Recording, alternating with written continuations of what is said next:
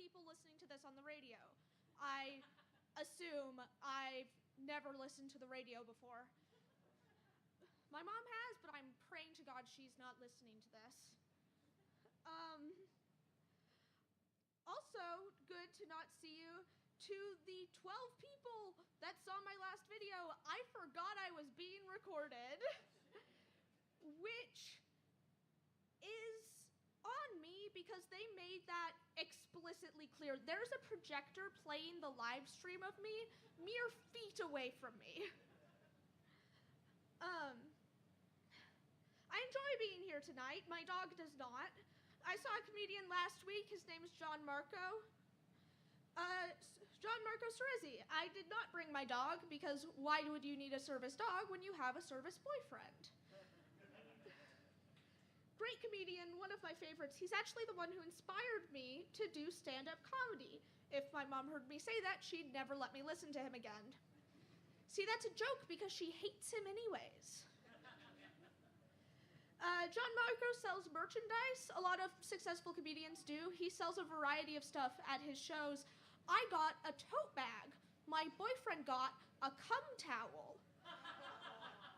Guess which one got signed?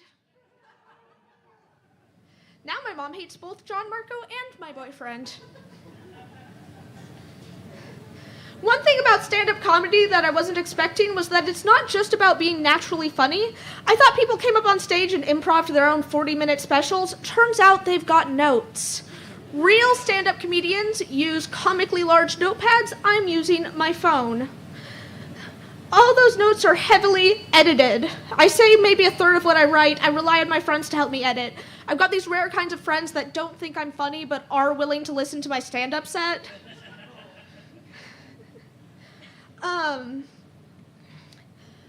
I joined group therapy recently, and obviously it's all confidential, so I can't use any of it here tonight. I get motion sick really easily now. Not sure what happened, but just being in the car makes me want to throw up. Even video games are making me nauseous, which I didn't realize was a real thing. My mom always said Minecraft made her stomach hurt, but I always assumed that was just an excuse. Turns out, I can't play Minecraft now, which isn't that great of a loss, let's be real. Minecraft is not that fun. Especially if you're as alone as I am, no one to make this cobblestone house into a home. You know another game that's super popular despite not being that fun? Magic the Gathering. And I say this as an avid Magic player. I own 40-odd thousand cards. But, Hasbro has ruined Magic, right? This could be a bit of a nerd rant, so stick with me. But there's the disconnect from smaller local stores, the overemphasis on crossover sets. But in my opinion, one of the worst crimes they've committed is retiring Liliana. And I get it, okay? Her demon pact is over, so she's aging like a normal human now. They made her like 40 in the Strixhaven cards, and everyone clowned on her. But Jaya's like 80, and she still gets to be a planeswalker. We don't get hot goth MILF? Hot goth gilf, even? We all saw Resident Evil Village. We all saw the fan art. You know that would sell. And I mean good old-fashioned American-made planeswalkers, not the occasional cameos and background art. And not another reprint of Liliana of the Veil. I swear I have like 10 of her.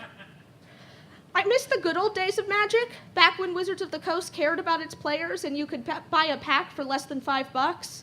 The price of everything has gone up lately because of the economy. I'm not going to pretend I'm any smarter than I am and understand any of that, but I am glad I stopped eating eggs.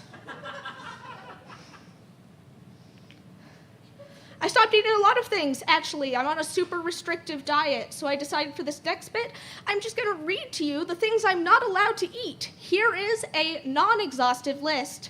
Artichoke, asparagus, cauliflower, broccoli, green peas, mushroom, corn, onion, garlic, apples, cherries, mango, avocado, nectarines, peaches, plums, watermelon, milk, ice cream, butter, yogurt, legumes, wheat, rye, barley, high fructose corn syrup, honey, cashews, and pistachios. Nothing! Um, I've mentioned before that I have lizards. I enjoy my lizards, and I enjoy bringing my lizards to places that do not enjoy my lizards, because in my opinion, lizards should be allowed everywhere. And I have one particular lizard. His name is Oz. He's a 9-year-old leopard gecko, and he's the best lizard you'll ever meet. And one day, I brought him to school. This was not the first nor last time I would bring one of my lizards to school, but this time was interesting because of how my school handled it. My vice principal, we'll call him Mr. Hardman. Sorry, I lost my... I'm doing a bit later about how I'm getting my eyes checked because I can't read this thing, but it's fine. My vice principal, we'll call him Mr. Hardman, named after Daniel Hardman from Suits, a small evil man that cheated on his dying wife, just so you know my opinion of my vice principal. But Mr. Hardman comes into my class and he looks at me and he says, "This is very serious, bring the lizard." So I do. Sounds very serious, right? I packed up Oz in a little travel box because I didn't bring a loose lizard to school. I'm not crazy.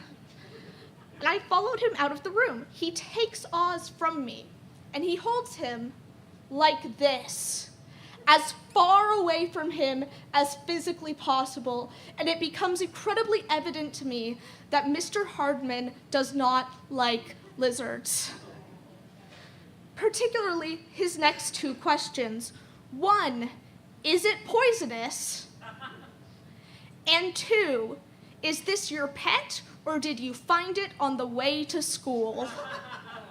Now, leopard geckos are native to the region of Afghanistan. And despite what some people might think, I don't walk to school from Afghanistan every morning. We get into his office, and my beloved Oz is set down on his desk, and he says, "You can't bring pets to school," which is crazy, because I could have sworn Ashley Nichols brought a goat last week, and Miss O'Hara brings her kitten every day, but whatever. He says it's an insurance thing. They can't risk the animal getting hurt. So he says he's going to call my father to come pick him up. And I say, good luck with that. My father is a terrible man and a worse father. He hates gay people, trans people, disabled people, Muslims. Fuck me, he hates me. But you know who he hates more than me? High school vice principals. So my principal calls him, and he bursts out and says, my principal calls him and says, "This is very serious. Alex has been given Saturday school, and I need you to come pick up the lizard." My father bursts out laughing. Then he says, "I don't care, call me when she's doing cocaine," and hangs up. And now, suffice to say, Oz did not get a ride home. But he was confiscated. Hardman couldn't give him back to me for the rest of the day, and he couldn't keep the lizard with him in his office. That's a dangerous creature on the loose. So he gives my lizard to the secretary, Maria. And Maria is so sweet and so nice and loved Oz. So my beautiful Oz got to spend the rest of the day sitting on the secretary's desk, saying hello to everyone who came in and out of school. So he really didn't feel very punished at all.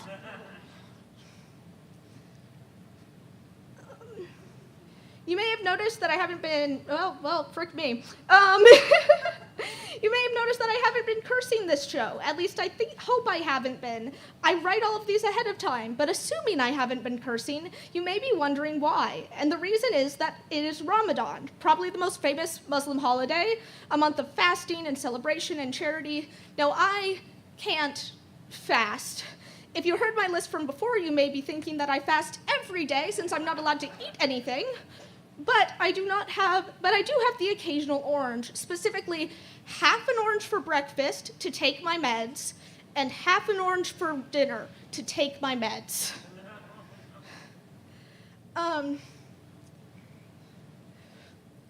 which means I cannot fast.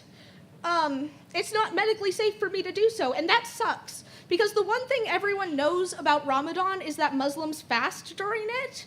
So that's just one more point towards me being a fake Muslim. But instead of fasting this Ramadan, it's been my goal to stop cursing. And it has been my goal for the past 3 years. I'm doing great. I went to the eye doctor today, scared I was going blind because I couldn't read my set on my phone. Turns out I need the exact same prescription I've needed my entire life, and I still refuse to get it. Because let's be real, I'd look dumb with glasses. My boyfriend disagrees with this. He's but, I'm also right. But in my defense, half my face is already gone. You cover my eyes, I'm just a forehead. And that's a lie. Actually, I did get reading glasses. So now I've got glasses and a walker. At 19, I have the ability of a very elderly man. I remember my 18th birthday. Not anything too special, but I wanted to get a massage. Every place is closed, so I call the only one that's open, and a robot answers. It asks my name and hangs up. Then, a minute or two later, I get a text asking when I wanted to make my appointment. So far, no red flags. We go to this place. It's a super residential area, just a massage parlor run out of someone's house. Again, no red flags. We go in, and the manager seems visibly surprised and upset to be faced with an 18-year-old and their mother. We go in, she asks who the hell we are, and I say, I'm Alex, I got a text. And you can see the regret on her face. She let us in and went to get a masseuse who seemed equally startled at our presence. By now, my mom was getting suspicious and started reading the reviews. Turns out this was not a massage parlor. Needless to say, that night does not end in a happy ending.